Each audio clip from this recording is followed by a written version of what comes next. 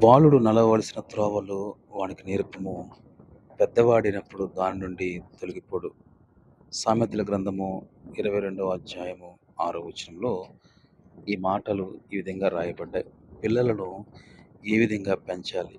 ప్రియమైన సహోదరి సహోదరులారా, పిల్లలు దేవుడు మనకిచ్చిన గొప్ప బహుమతి. పిల్లలను పెంచడం అంటే వారికి మంచి చదువు, మంచి ఉద్యోగము, మంచి ఆస్తి ఇవ్వడం మాత్రమే కాదు. దేవుని భయంతో, దేవుని వాక్యంతో, మంచి స్వభావంతో జీవించడం నేర్పించడమే నిజమైన పెంపకం.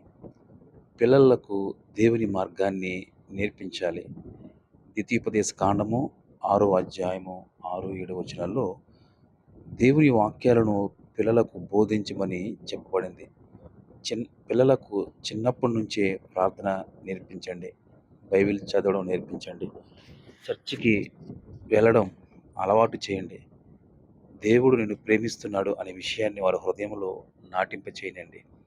చిన్న వయసులో వేసిన దేవుని వాక్యపు విత్తనం భవిష్యత్తులో గొప్ప ఫలాన్ని వారి జీవితంలో ఇస్తుంది.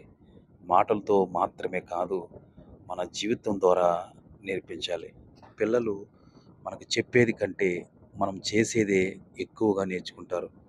తల్లిదండ్రులు ఇంట్లో ప్రార్థిస్తే పిల్లలు ప్రార్థన నేర్చుకుంటారు. తల్లిదండ్రులు బైబిల్ చదివితే పిల్లలు బైబిల్ విలువను తెలుసుకుంటారు.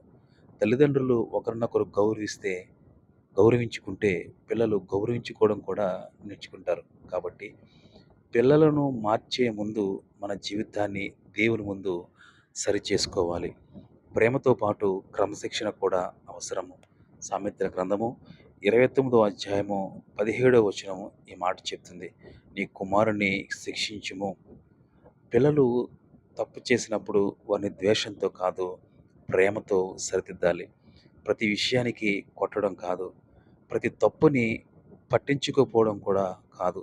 ప్రేమతో కూడిన క్రమశిక్షణ పిల్లల భవిష్యత్తును కాపాడుతుంది. పిల్లల కోసం ప్రతిరోజు ప్రార్థించాలి. హన్న తన కుమారుడైన సమూయేలు కోసం దేవుని సన్నిధిలో ప్రార్థించింది. ఆమె తన కుమారుని దేవునికి సమర్పించింది. మన పిల్లల చదువుల కోసం ప్రార్థిస్తున్నామా? వారి భవిష్యత్తు కోసం ప్రార్థిస్తున్నామా? వారు ఎవరితో స్నేహంలో చేస్తున్నారో ప్రార్థిస్తున్నామా? వారి విశ్వాసం కోసం ప్రార్థిస్తున్నామా? పిల్లల కోసం తల్లిదండ్రులు చేసే ప్రార్థన వారి జీవితంలో గొప్ప రక్షణగా ఉంటుంది. పిల్లలకు సమయాన్ని ఇవ్వాలి. పిల్లలకు వస్తువులు ఇవ్వడం కంటే మన సమయం ఇవ్వడం ముఖ్యమైనది. వారితో మాట్లాడండి, వారి సమస్యలు వినండి, వారి ప్రశ్నలు తక్కువగా చూడకండి, వారిని ఇతర పిల్లలతో పోల్చకండి. నువ్వు నాకు ముఖ్యమైన వాడివి, ముఖ్యమైన దానివనే భావన పిల్లల హృదయంలో ఉండాలి. ప్రియమైన తల్లిదండ్రులారా, మన పిల్లలు మన ఆస్తి కాదు, దేవుడు మనకు అప్పగించిన బాధ్యత. ఈ రోజు నుంచే ఒక చక్కని నిర్ణయాన్ని తీసుకొని నీ పిల్లల విషయంలో ఈ జాగ్రత్త కలిగి ఉంటే ఎంత బాగుంటుంది. నా ఇంట్లో దేవుని వాక్యం ఉండాలి, నా ఇంట్లో కుటుంబ ప్రార్థన ఉండాలి, నా పిల్లలకు ప్రేమ ఉండాలి, నా పిల్లలకు క్రమశిక్షణ ఉండాలి, నా పిల్లల కోసం నేను ప్రతిరోజు ప్రార్థిస్తూ ఉంటాను, ప్రార్థించకుండా ఏ రోజు నా పిల్లల కొరకు నేను పండుకోను అనే భావన నీకు రావాలి.